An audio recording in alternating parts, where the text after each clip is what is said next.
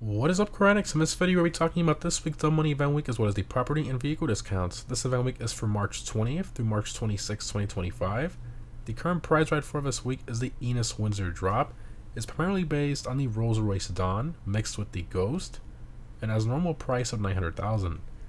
To get it for free this week, you have to get top 5 in an LS Carmade Series race for 3 days in a row. In regards to performance, in the Coupes class, and is one of the slower cars in that class due to its poor acceleration and handling, although its top speed is pretty good. Now sadly, it basically has no visual customization either, which is a bit of a shame. Continuing to the test ride vehicles, we have the Carbonizaire, the Torero, and the Entity XF, and all three of these are removed website vehicles. And for current gen console and PC users, we have the Sterling GT as the HSW test ride vehicle for this week. Continuing to the casino podium vehicle, we have the Meibatsu Monstrosity. It's primarily based on the Mitsubishi Pajero Evo and has a normal price of just under $1.5 million. It's in the off-roads class and is a top 10 performing vehicle on most tracks, which is very respectable. However, with HSW equipped, it makes it the fastest vehicle in the class for track performance alongside the HSW Firebolt ASP. It also has tons of customization and available Amani tech.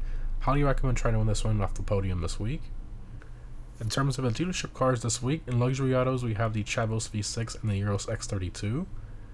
Continuing to semi-ins, we have the Alpha, the Veris, the Esky, the Cheetah, and the Grotti GT500, and all these are move upside vehicles.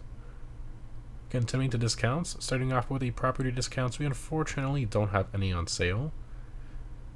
Moving on to vehicle discounts, starting off with the Legendary Motorsport website, we have 30% off the SM722. This one's on the sports class and is a mid-tier performing car in that class.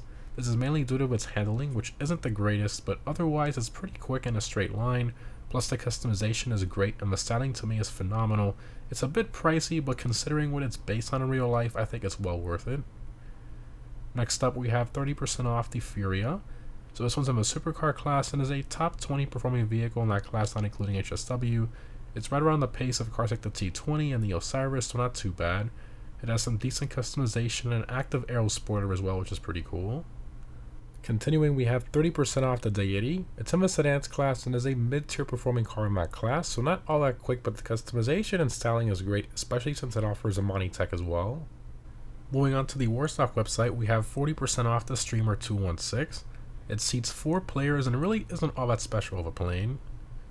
Next up, we have 20% off the Alkanost.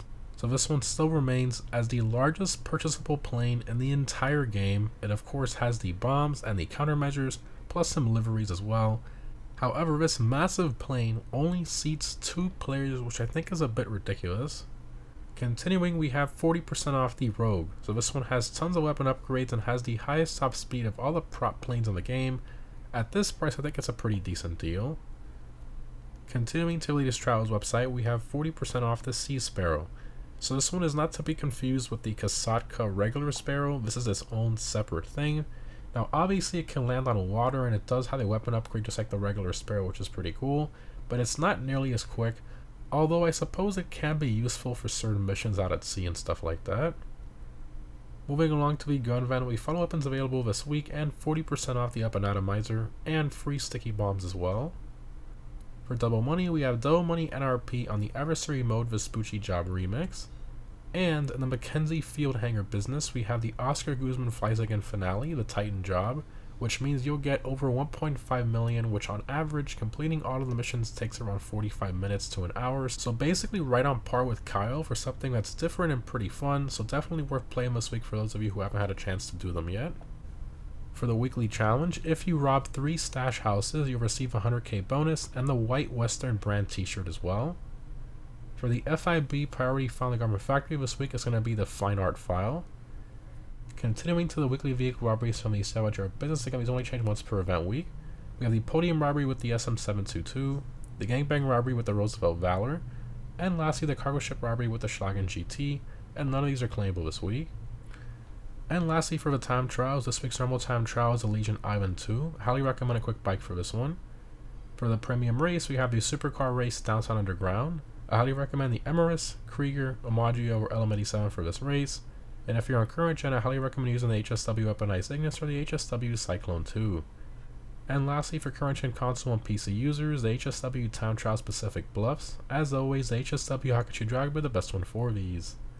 In terms of my vehicle discount pick of the week, I'm going to have to go with the SM722. It's not the fastest car, being only mid-tier for track performance, but the rest of the car is just done so well, especially the styling, the customization, the exhaust note, the straight line speed, etc.